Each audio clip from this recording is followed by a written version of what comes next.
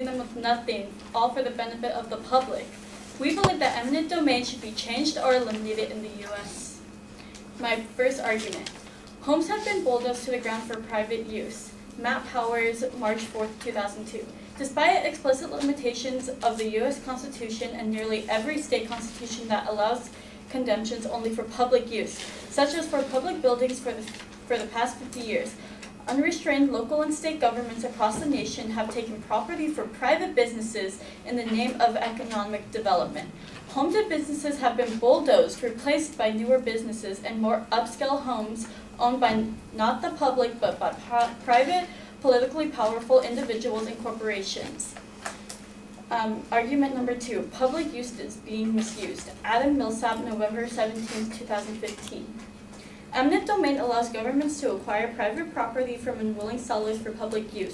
In many cases, however, public use has been ignored or twisted beyond recognition, as local governments use it to take people's homes and businesses for different private uses, as long as these provide more of a public benefit. The subtle switch from use to benefit spells troubles for many. This quote is telling the audience in the first sentence that people are unwilling to change by unwilling sellers. It tells us that eminent domain is taking people's homes and twisting the word, saying it is for benefit of the public.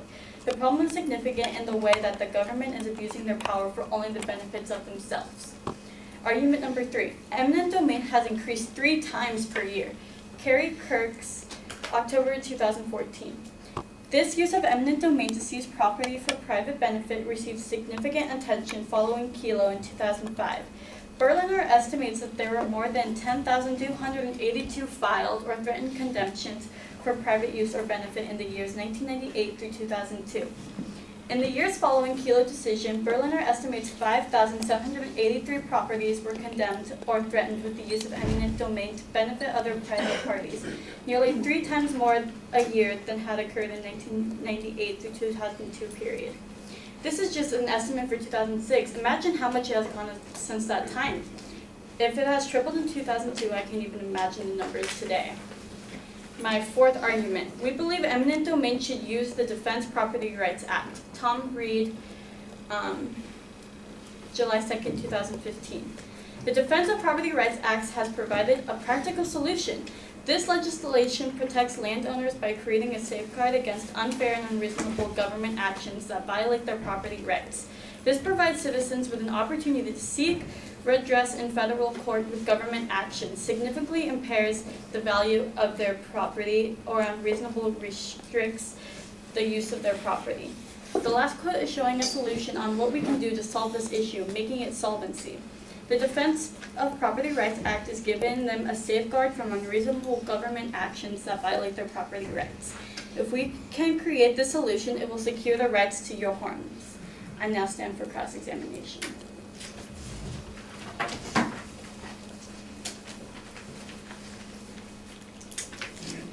When was this article written again? Which one? Sorry, the first, no. This last article where the eminent domain has increased 3 times per year. This was written in 2014. Okay, and then is this still true for today, or has it changed? I did not find any statistics, but I believe it is still abused today. Okay.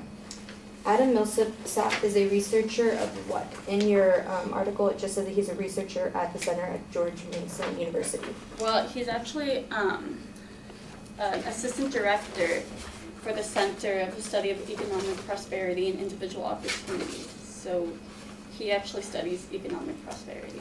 Awesome. Just to clarify, is this source saying it increased 3 times per year? Sorry, this is to your third argument. Just to clarify, this source is saying that it increased 3 times per year from 1998 to 2002 period. Yes. And then how many homes have been condemned in recent years? I'm not quite sure, but yeah, that's it. In your citation, did it say that it was New York Times, in this last one? Did it say that it was New York Times? Yeah, it was New York Times. Okay, and then what about all of the states in America? What is their solution? Well, actually, I did find the bill to Defense Property Rights Act, and it covers federal, so that means everything. And if you want to look at the bill, you can. Okay, thank you. No further questions. Excellent. Now we'll hear from the first negative constructive.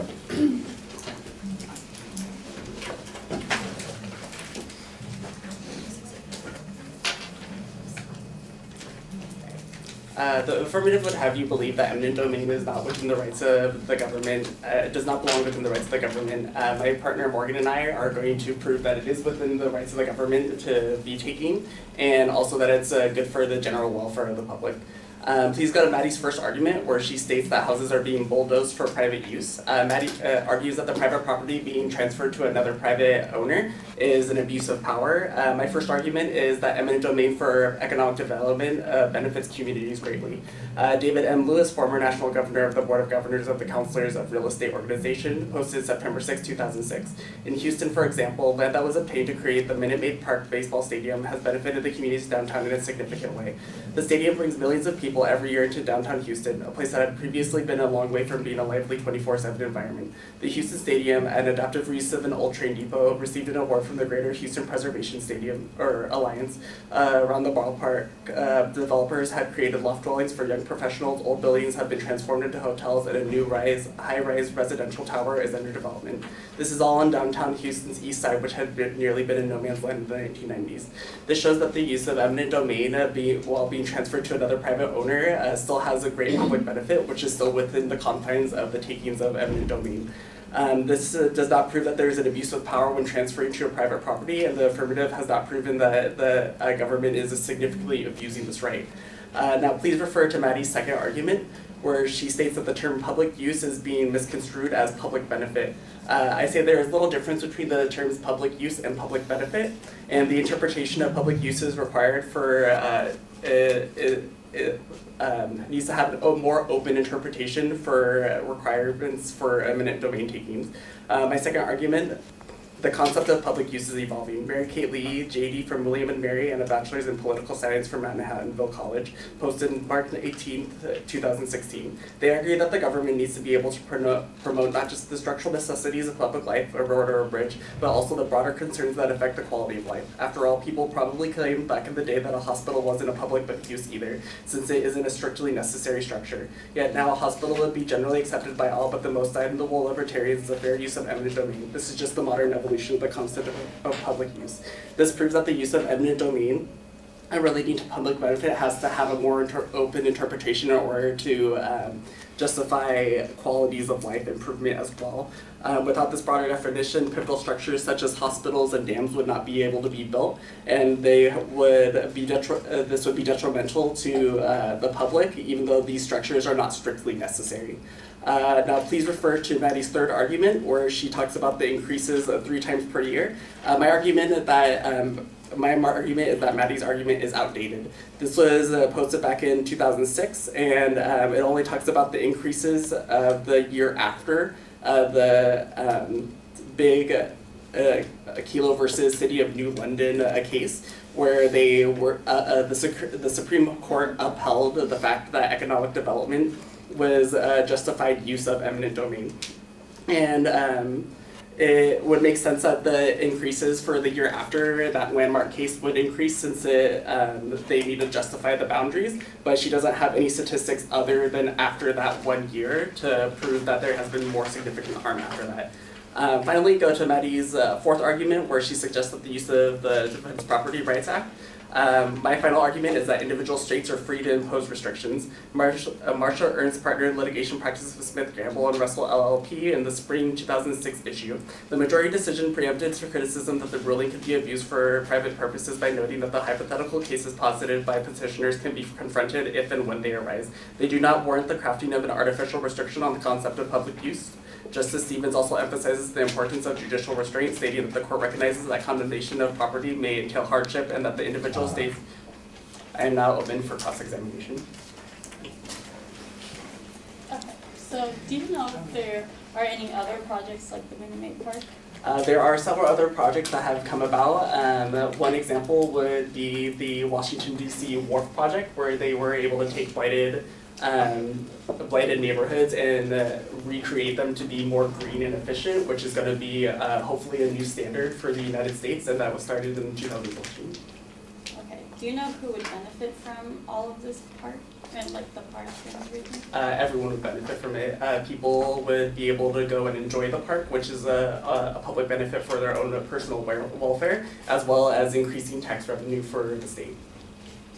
Don't you think they can find other places to build these parks without destroying someone's home? It is possible for them to find other places. However, usually in eminent domain takings, the reason why they use eminent domain is because people are unwilling, or there's unable, or they are unable to take the property and have enough property to build those things. And my last question is, do you have anything to prove that people ever found hospitals not abused?